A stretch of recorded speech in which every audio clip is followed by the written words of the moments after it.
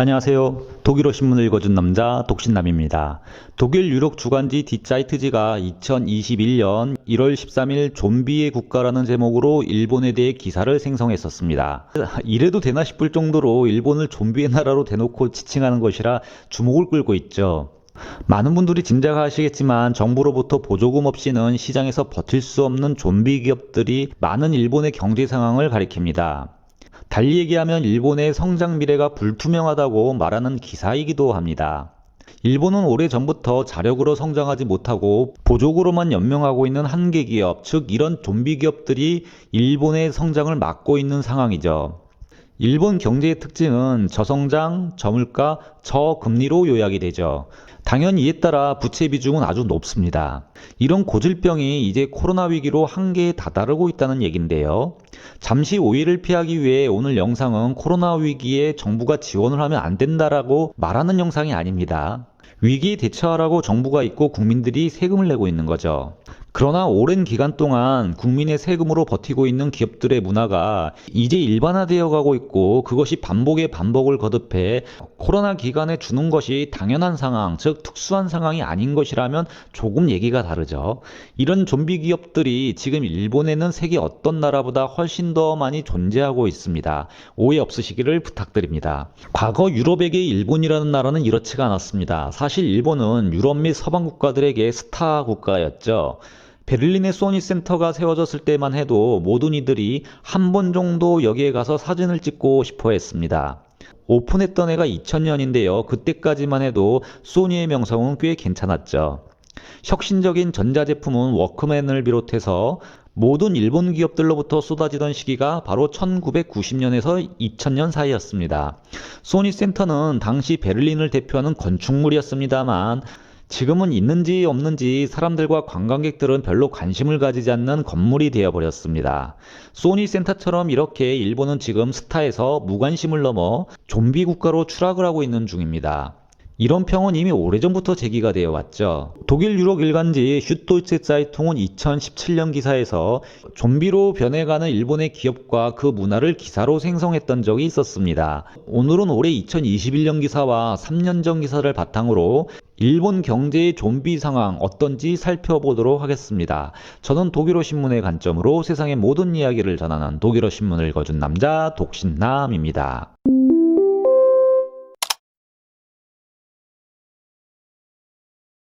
경쟁력을 갖춰가기 위한 기술 강국, 일본의 전략은 과연 무엇일까요? 미래를 위해 모험을 하지 않고 안정을 택하며 안주하는 일본, 꽉 막힌 경직되고 수직적인 기업 조직 문화, 그리고 망하면 안 된다는 이유로 죽어가는 기업들을 놓지 못하는 일본, 이런 모든 것들은 효율성을 떨어뜨리고 혁신을 가로막는 이유가 되기도 합니다. 일본의 이런 선구자적인 노력 때문에 모두가 일본처럼만 안 하면 된다는 인식이 서구 사회에서는 팽배해졌죠. 일본이 바로 무엇을 하면 안 되는지 몸소 보여주고 있는 아주 좋은 경제 경영 교과서가 된 겁니다. 독일 유력 일간지 슈도이체 자이퉁은 2017년 3월 16일 일본 스타에서 좀비가 되다라는 기사를 생성했던 적이 있었습니다. 신문은 한때 전자산업의 국가로 세계를 리더했던 일본에게는 이제 그 화려함이 얼마 남아있지 않다고 전하면서 이에 대한 이유 중 하나는 바로 계급서열 문화에 있다고 밝힙니다. 그리고 새로운 아이디어는 숨을 쉴 수 없는 공간이 일본이라고 말을 하고 있죠. 신문은 1989년 세비 박람회에서 소니가 내놓은 작품 디지털 카메라 마비카는 전 세계를 공포로 몰아넣었다고 설명을 하고 있는데요. 이 제품은 그 당시만 해도 혁명과 같은 일로 전혀 상상할 수 없었던 작품이라고 신문은 밝히고 있습니다. 그리고 몇 년 후 일본 기업 산요는 하노바에서 미래를 대표하는 모바일 텔레폰을 선보이게 되죠. 이렇게 하노바 박람회 서비스는 일본의 기업들이 혁신을 보여주기 위해 자신들의 제품을 데뷔시키는 곳이었다고 신문은 밝힙니다. 기사는 그 당시 많은 전 세계 기업들은 일본 기업들을 두려워했고 미국은 일본의 기업들이 미국 기업들을 인수해가는 것을 의도적으로 막았으며 많은 서방 진영의 기업들은 일본의 자칭 우수한 매니지먼트 모델을 배워가기 바빴다고 전하고 있습니다. 냉장고와 텔레비전으로 포춘 500에 진입했으며 태양광 에너지와 배터리 산업의 개척자였던 산요는 그러나 지금 명성이 사라졌다고 밝히고 있습니다. 또한 워크맨과 CD 플레이어를 개발했던 소니는 지금 다른 회사들이 만드는 제품을 따라 만드는 미투 생산업자가 되었다고 신문은 밝힙니다. 소니가 만드는 스마트폰은 어쩌면 우아하고 기술적으로도 훨씬 더 나을 수도 있고 약간 비쌀 수도 있지만 혁신이 넘쳐났던 그 시간과는 이제 멀리 떨어져 있다고 밝힙니다. 이 회사는 최근 몇 년 동안 적자를 기록하고 있는 것이 신문에 도배가 되고 있고, 이제 획기적인 제품들은 대부분 캘리포니아, 한국, 대만, 그리고 중국에서 나오고 있다고 밝히고 있습니다. 또한 일본의 매니저들이 신문에 등장을 하면 이는 단지 실수와 스캔들에 대한 사과를 하는 장면이라고 밝히고 있습니다. 그리고 신문은 산요와 소니는 단지 예일 뿐이라고 주장을 하고 있는데요. 파나소닉은 위기에 끌려다니고 있고 샤프는 좀비 기업이라고 밝히고 있습니다. 이에 반해 한국의 기업 삼성도 역시 미투 생산업자, 즉 과거에는 따라만 했던 기업이었으나 가격의 이점으로 시장에서 포지션을 유지했고 중국 기업에게 추격을 당하고는 있지만 기술과 뛰어난 시장 전략으로 경쟁력을 갖춰가고 있으며 일본에 비해 훨씬 더 많은 이익을 내고 있다고 밝힙니다. 신문은 이렇게 일본이 밀리고 있는 이유를 일본 특유의 조직 문화에서 찾고 있습니다. 일본의 조직 간 계급 문화가 있고 꽉 막힌 조직 문화의 어떤 구조가 자리 잡고 있다고 밝힙니다. 그 예로 신문은 일본에서는 능력이 결정하는 것이 아니라 나이가 결정한다고까지 꼬집고 있습니다. 일본의 현재 리더들은 모두가 남자들이고 그들은 모두가 대학 시절부터 하는 동년배이며 명령을 지시받아 회사에서 성장했던 같은 류의 사람들이라고 일본의 기업 문화를 비판하고 있습니다. 그리고 국가와 은행들은 이런 기업들의 생명을 연장시켜주고 있어 좀비 기업을 탄생시키고 있고 무엇보다 이로 인해 새로운 기업들의 창업 기회를 박탈하고 있다고 신문은 일본 경제사의 문제를 비판하고 있습니다. 샤프는 바로 이런 일본의 대표적인 좀비 기업이며 도시바도 곧 좀비 기업이 될 것으로 신문은 당시 주장을 했었습니다. 도시바는 비싸게 그리고 아무 생각 없이 원자력 발전 회사를 인수했고 이는 커다란 실책이 되었다고 밝힙니다. 즉 기사는 일본의 회사들은 새로운 것을 감행하고 조직을 개선하고 수익 구조를 변화하여 성장하기보다 엔화가 강할 때 인수를 통해 성장하려고 했고 인수합병을 통한 외연 확장이 훨씬 그들에게는 간단하게 보였다고 말합니다. 그리고 도시바는 잘못된 인수 결정이 기업을 어떻게 구덩이로 떨어뜨릴 수 있는지 보여주는 교과서적인 사례라고 밝히고 있습니다. 문제는 도시바처럼 인수합병을 통해 성장하려고 했던 일본의 기업들이 많았다는 것인데요. 신문은 이렇게 도시바는 이런 수많은 기업 중 하나였다면서 당시 일본의 전략 실패를 지적하고 있습니다. 또한 소니는 음악과 영화 산업을 유지하기 위해 엄청난 노력을 해왔고 노트북과 텔레비전 사업에 타격을 받아왔다고 전합니다. 그리고 소니를 평하는 가장 의미 있는 대목은 그들의 핵심 사업을 계속해서 옮겨왔다는 점이라고 소니의 근본적인 문제를 꼬집고 있습니다. 소니는 가전에서 반도체로 그리고 부품 산업과 의료기기 산업으로 옮겨왔다고 전합니다. 그러나 핸드폰은 삼성과 아이폰의 갤럭시 그리고 화이가 팔려도 일본은 소니가 팔리고 있다고 주장하고 있다고 전하고도 있습니다. 왜냐하면 모든 핸드폰 부품에 소니의 이미지 센서가 들어가고 있기 때문이죠. 신문은 과거의 영광이라는 자기 체면에 걸려있는 일본의 모습을 이렇게 적나리 비판하고 있습니다. 즉 일본은 모험을 하는 것도 두려워하고 있고 그리고 망하는 것도 두려워하고 있는 것으로 보입니다. 물이 고여 있는 거죠. 새로운 물이 들어올 틈이 없는 것처럼 보입니다. 그럼에도 일본 정부는 계속해서 이 고여서 썩어가는 기업들을 지원해주며 그들의 생명을 유지시켜 왔습니다. 일본이 과연 이번 코로나 위기에 뿌린 돈은 얼마일까요? 독일 유력 주간지 디자이트지는 도쿄에 있는 가명의 식당 주인과 인터뷰를 하고 코로나 시기 일본의 식당들이 어떻게 버티고 있는지 살펴보고 있는데요. 이 식당은 2020년에 유로화로 대략 18,000유로 정도 보조금을 받았다고 밝히고 있습니다. 1유로에 1,330원 정도 하죠. 그러니까 대략 2,300만 원 정도 한 식당에 보조금이 나간 겁니다. 신문은 이런 식당처럼 수십만 개의 식당이 보조금을 받고 파산을 면했다고 말을 하고 있습니다. 대략 일본 정부가 기업들에게 지원해준 액수가 한 해 40% 정도의 매출을 보조해 주었고 이 액수는 무려 1.5조 유로 정도라고 밝히고 있습니다. 그러니까 우리나라 돈으로 2천조 정도 된다는 건데, 잠깐 이 숫자가 맞나요? 빌리온, 그러니까 100만에 100만이니까 1조 정도가 되죠. 1조 유로면 한 1300조 정도 되니까, 뭐 어쨌든 일본이 대단하긴 합니다. 아직까지 경제 대국이 맞긴 하죠. 돈을 마구잡이로 그냥 찍어 풀어버릴 정도로 강한 경제력을 보유한 건 사실인 것 같습니다. 아마 맥락이 식당 얘기 진행 중 나온 거지만 전체 일본 기업에 지원한 액수겠죠. anyway, 신문은 일단 정책이 성공적으로 보인다고 말을 하고 있습니다. 코로나 기간 2020년 2분기 파산 기업 숫자가 늘지 않았다고 그 증거를 대고 있는데요. 그러나 기사는 이런 성공은 한쪽 면만 보고 있는 것으로, 이와 함께 불행히도 일본의 고질적인 문제가 더 커져가는 다른 면도 있다고 신문은 밝히고 있습니다. 왜냐하면 코로나 기간 기업 지원이라는 것이 특수한 경우가 아니라 이제 국가의 보조금을 받는 것이 일본의 일반 상황이 되어가고 있기 때문이라고 신문은 그 이유를 정확히 설명하고 있는데요.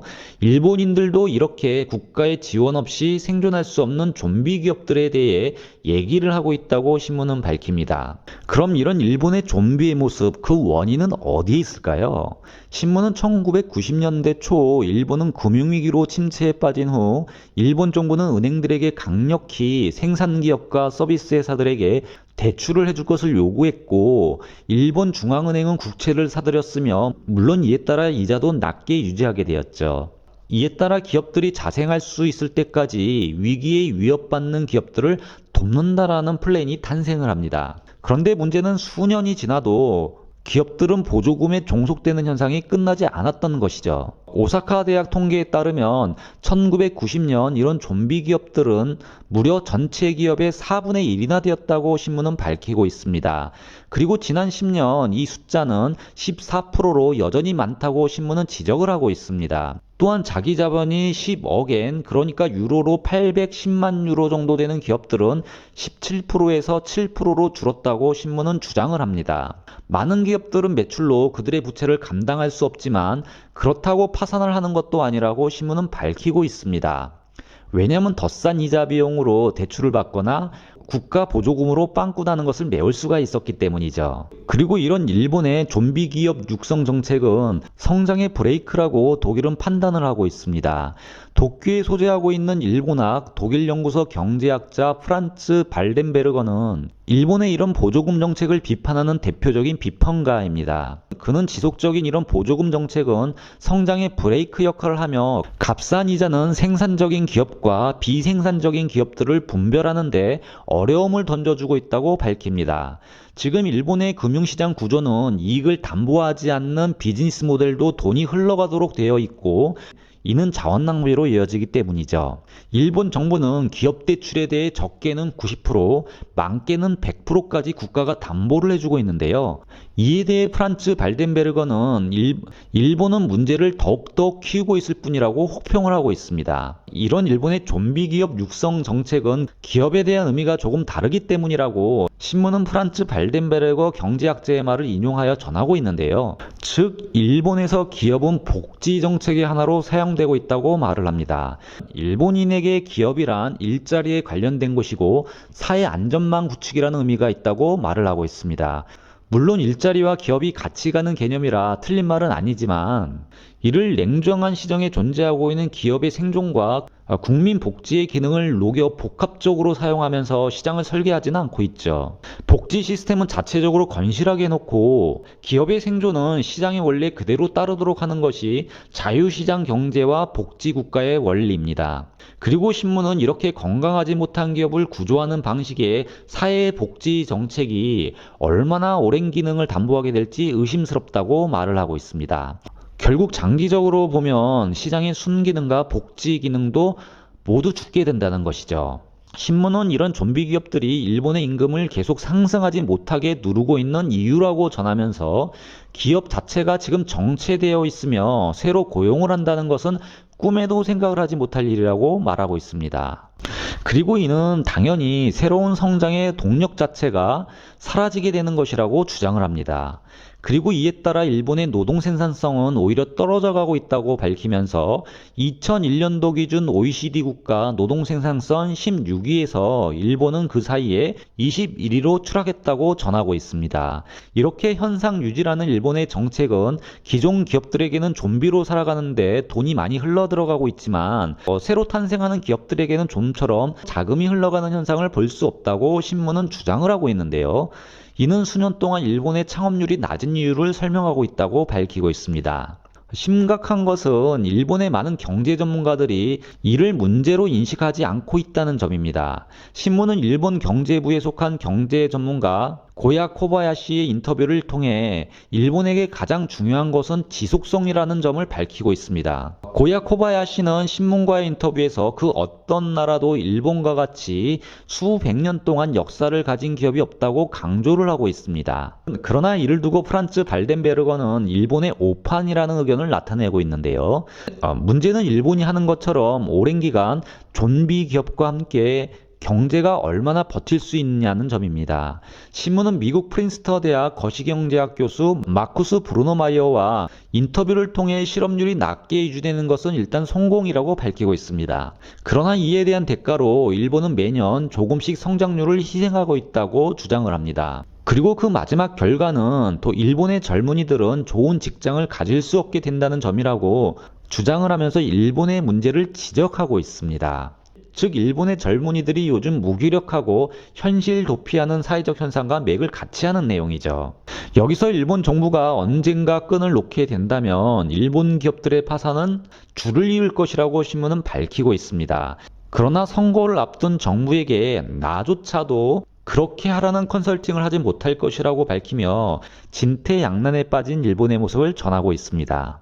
즉 일본은 지금 구조적으로 혁신을 위해 투자하는 국가가 아닌 좀비 기업들을 양산하기 위해 투자하는 국가로 변모하고 있는 형국입니다. 이런 의미에서 좀비 국가 일본이라는 독일 언론사들의 관점이 과해 보이지는 않습니다.